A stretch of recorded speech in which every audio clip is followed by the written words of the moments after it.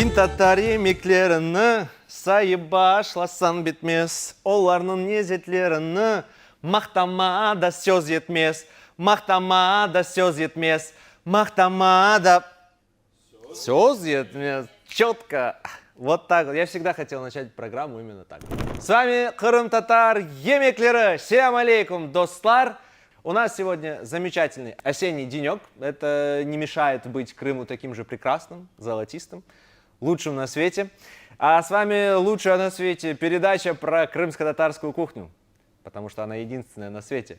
По старой памяти сегодня приготовим блюдо практически идентичное тому, что мы готовили в прошлый раз. Но я не буду мучиться и пытаться усадить на одну ложку 1500 юфахашинок. Сегодня мы сделаем мощные, мужские, огромные, сочные тираж, что означает крупный. То есть, исходя из логических цепочек и умозаключений, мы понимаем, что в прошлый раз это было мелко, ефахаш, а в этот раз ериаш. Нам это с командой больше нравится, мы любим вкусно поесть, поэтому давайте начнем. Не будем долго затягивать. Как всегда, для мучных изделий мы прежде всего наденем фартук и снимем кольцо, конечно же, по разрешению моей любимой супруги. Так вот, у нас сегодня, как вы видите, снова мука, яйца, желательно домашние, так вкуснее, вода чистая, крымская, артезианская, из глубокого прохладного источника во дворе, из колодца прям. Ну ладно, у нас просто вода. Соль, перец, мясо, лук и, в принципе, все. Это все, что нам нужно. Остальные специи мы добавляем по вкусу, по желанию. Давайте приступим. Мука отправляется у нас в вашу емкость, где вы будете замешивать тесто. У нас около килограмма, но я насыплю где-то... Да, я насыплю где-то 600-700 грамм. Не будем сегодня делать слишком большой яим. И... Я забыл вам сообщить, что это блюдо также, для этого блюда также нам потребуются грецкие орехи, достлар. Нельзя забывать, каюсь, грецкие орехи и топленое масло. Грецкие орехи мы мелко подробим и посыпем ими наше замечательное блюдо. Возвращаемся снова к тесту. Здесь, в принципе, все то же самое, что и в прошлый раз. Мука, яйцо разбиваем в муку, делаем вулканчик, вода и замешиваем. Тесто должно получиться тугим, не слишком жидким, поэтому контролируйте, сколько воды вы наливаете в муку. Начнем мы с вулканчика. Делаем вулканчик в муке, вот такой вот. Еще лучше муку, конечно, просеять, чтобы она была такая легкая, воздушная. Разбили. И вот сюда, в вершину вулканчика, яйцо отправили. Теперь посыпем немного соли на яйцо.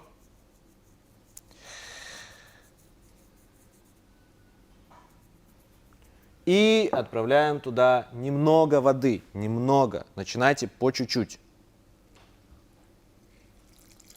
Все. Я думаю, этого будет достаточно. И пока замешиваем. Еще раз напоминаю, почему я замешиваю таким образом. Потому что мне так легче контролировать консистенцию уже теста. Вот я вижу уже сразу, что воды маловато. Я долью еще немножечко. Но делайте это действительно маленькими порциями. Маленькими. Потому что если вы переборщите, то уже нужно будет досыпать лишнюю муку. Это уже совсем другая вязкость, совсем другая клейкость получается.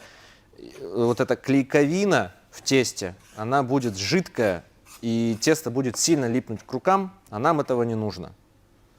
Нам нужно, чтобы оно было гладким, упругим. Так, отлично. Говорим сагул в нашей ложке, замечательный. Пока отправляем ее отдыхать. И руками мы ныряем в наше тесто. Еще немножечко воды и продолжаем замешивать.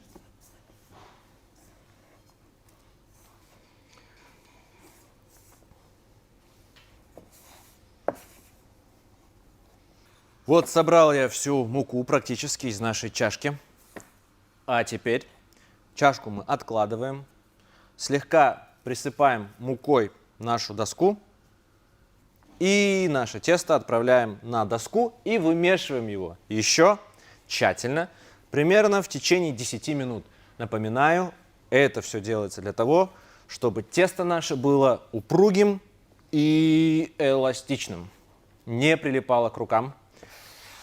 И для этого его нужно вымешивать подольше. Чувствуете, что оно прилипает к рукам? Немного муки насыпаем. Оно у меня, в принципе, не прилипает. И мнем его, чтобы полностью все там склеилось, взялось, чтобы оно было не рыхлым, а однородным, красивым.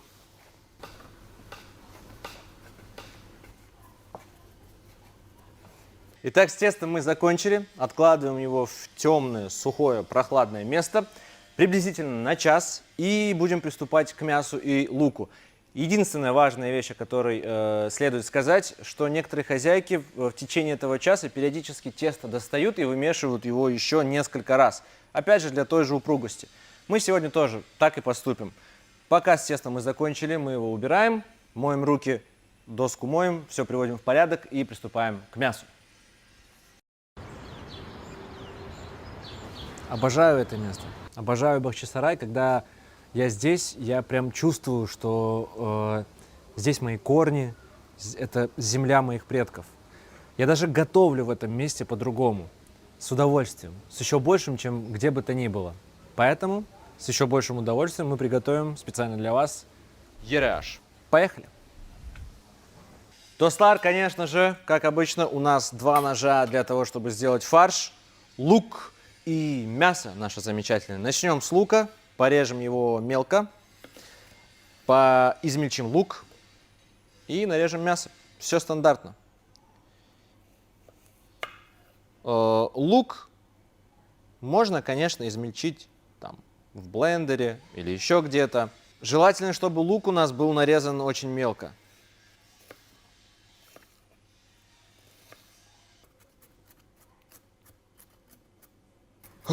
Ну все, я думаю, этого достаточно. Выкладываем лук в отдельную емкость.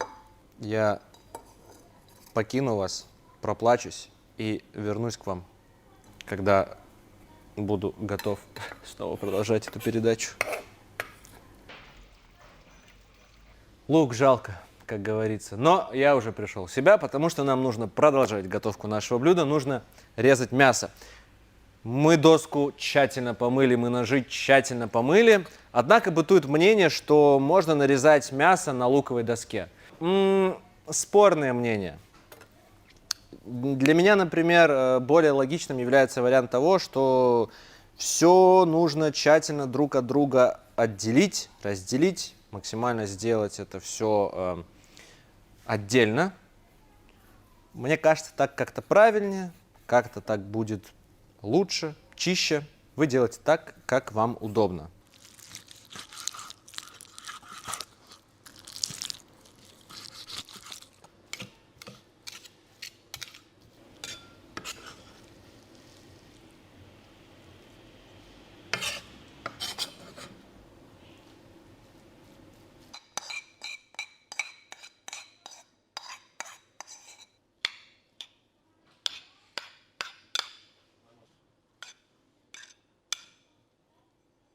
Приступим к орехам, к джавозу.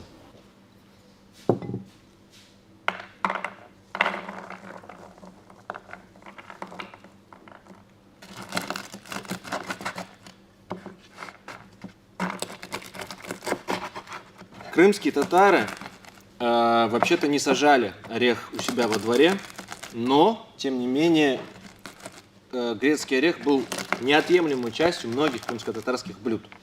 Почему они не сажали орехи во дворе?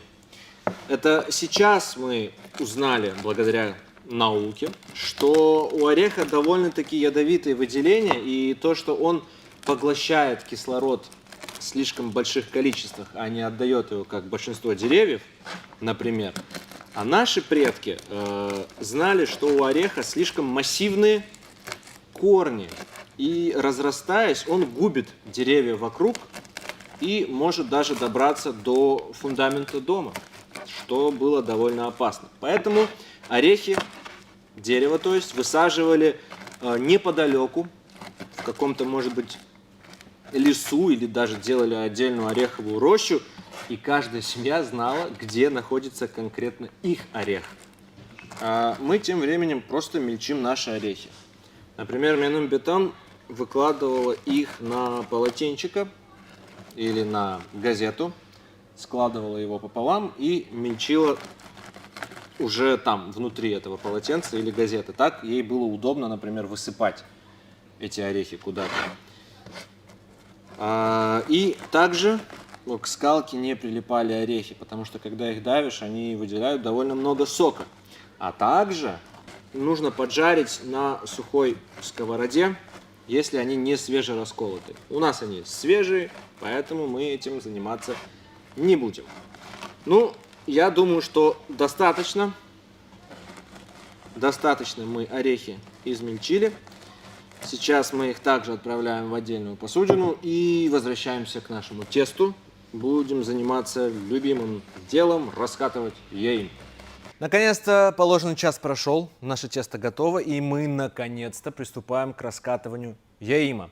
Для более детального ознакомления с техникой раскатки посмотрите обязательно наш прошлый выпуск об ифахаш, не устаю о нем напоминать. А мы приступаем.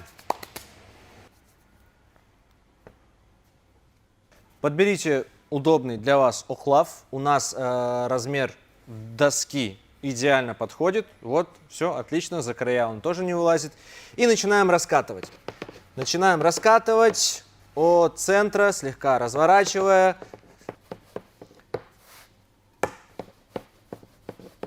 Дослар, не забывайте, что толщина вашего яима, раньше это называли толщина нескольких волос. Ну, видимо, у наших крымских татарок волосы были достаточно плотные, потому как, в принципе, по такому кулинарному закону, его толщина должна составлять не более 3 миллиметров.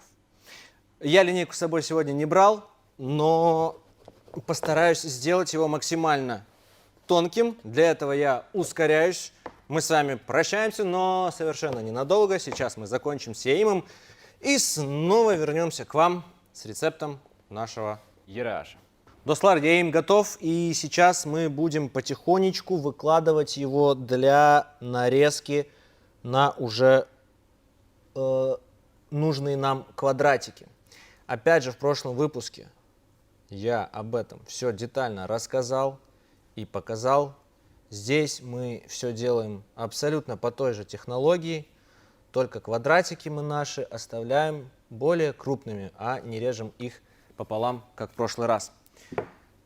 Готово. Этот заворачиваем наверх и начинаем нарезать наши квадраты. Не надо делать их сильно крупными. Размер примерно как спичечный коробок. Как только мы наш раскатанный яим нарезали на нужные нам квадратики, эти квадратики мы разворачиваем на ленты, выкладываем, и уже эти ленты снова режем на квадраты, точно такого же размера. Вот таким вот образом все наши ленточки выкладываем на нашу доску. Слегка подвинемся. Не забывайте посыпать мукой, чтобы все это у вас не слиплось. У меня, в принципе, оно все неплохо просыпано. Я думаю, не слипнется. Этого мы вернем на место. И продолжаем раскручивать наши ленты и формировать из них такие полоски, змейки, как вам угодно, удобно. Выкладываем их и скоро будем их тоже разрезать на нужные квадратики. И вот здесь, Дослар, нужно ускоряться, поэтому зовите всех домашних. Мы, например, с Биташкой лепили и с братом моим, и с сестрами. Ереаш лепили всей дружной нашей командой. Так, этот мне не очень нравится, этот я по толщине порежу потом. Итак, Дослар, снова квадратики размером со спичечный коробок нарезаем уже из сформированных наших линий. И таким образом у нас получаются уже готовые квадраты для того, чтобы лепить наш ЕРH. То, что у нас не слепится, мы откладываем, слепим из него потом и начинаем ускоряться. Начинаем ускоряться, дабы нарезанные наши кусочки не слиплись, не высохли. Мы их накрываем тканью, чистым полотенцем. Иначе из того, что высохнет и слипнется, не получится сделать ничего толкового. Итак, Дослар, напоминаю, опять же, небольшой кусочек готового фарша. Выкладываем на наш квадратик. Фарша не берите много, но и не жалейте фарша. На этот раз мы противоположные концы нашего квадратика или прямоугольника слепляем. У нас получается своеобразный треугольник вот такого плана. Как по мне, наиболее классический, наиболее крымско-татарский вариант. Довольно часто у нас в кухне преобладают различные треугольники. Мы продолжаем лепить в нашей классической манере, то есть в форме треугольника. Не знаю, мне так больше нравится, я так привык, я так лепил вместе со своей бита. Треугольник. Вот так вот. Итак, Дослар, я не знаю, кого звать мне на помощь, потому что все наши операторы и команда заняты тем, что снимает меня. Поэтому, наверное, этот процесс затянется. Не будем вас томить этим ожиданием. А вернемся к вам тогда, когда у меня уже будет слеплено достаточное количество для того, чтобы всех сегодня угостить.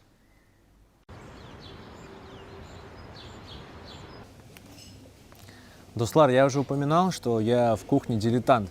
Я на самом деле актер, но это мой 7-й или 8-й выпуск, и с каждым разом я чувствую, как я все больше и больше погружаюсь в это, как я все больше наслаждения получаю от того, что я готовлю нашу национальную крымско-татарскую кухню, знакомлюсь с культурой.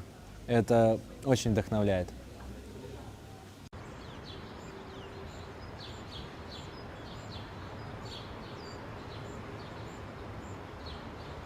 Ну что, Дослар, мы снова переместились на улицу, все слепили. Самый, наверное, классический способ вылепления ЕРH. Просто вот такой вот треугольничек. Посмотрите на него внимательно, еще раз. Вот такой вот. Концы мы вот эти не слепляем между собой. Ну что ж, пока вода наша закипает, мы расскажем вам о том, что в прошлом выпуске мы, например, украшали наш ефахаш с помощью поджаренного на сливочном масле лука.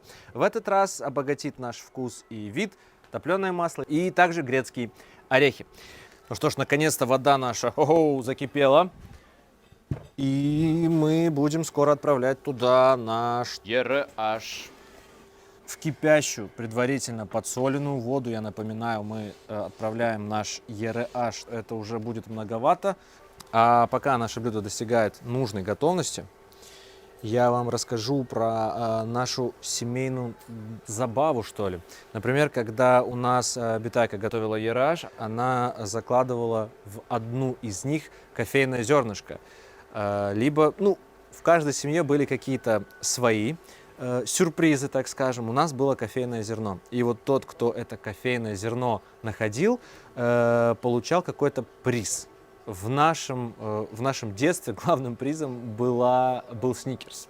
Вот так вот. Целый сникерс можно было получить по счастливой случайности, Дослар. Так, некоторые у нас уже повсплывали, но я думаю, что это не означает, что они полностью готовы. Дадим еще немного времени. Я уже схватил свою ложку, тарелку, я уже в нетерпении, хочу уже попробовать, что у нас там получилось. И один я извлеку и попробую. Да, прям вот так. Только аккуратно. Наверное, он еще очень горячий.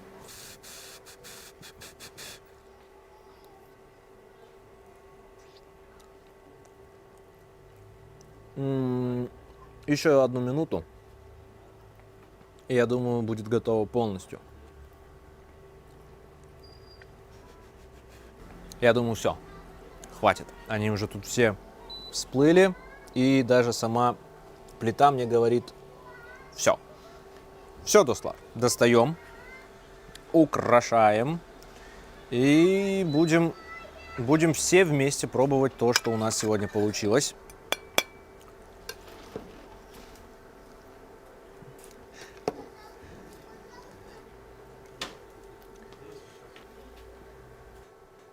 Как обычно украшают это блюдо? Выкладывают первый слой, после этого поливают это все топленым маслом. Так мы и сделаем. Не перебарщивайте, не все любят вкус топленого масла. Я, например, его обожаю, потому что это такой привкус настоящей деревенской еды. И, конечно же, посыпаем нашим грецким орехом. Отлично. Посыпайте, опять же, по вкусу. Хорошо. Немного черного перца. Отлично. Слой сформирован. И та же самая процедура. Топленое масло, орехи, черный перец. Поехали. Снова топленое масло. Еще немного. Приятный у него такой же золотистый цвет, как у нашей крымской осени.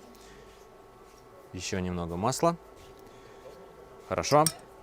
Орехи грецкие. Отлично, Дослар. Красота. Черный перец. И, наконец-то, блюдо наше готово. Можете украсить это блюдо зеленью, либо какими-то вашими любимыми специями. Я вот тут, пожалуй, прихвачу один перец чили, отложу сейчас себе в тарелку и, наконец-то, буду пробовать. А давайте я прямо сейчас и попробую несколько штук, что у нас сегодня получилось. Классический вариант.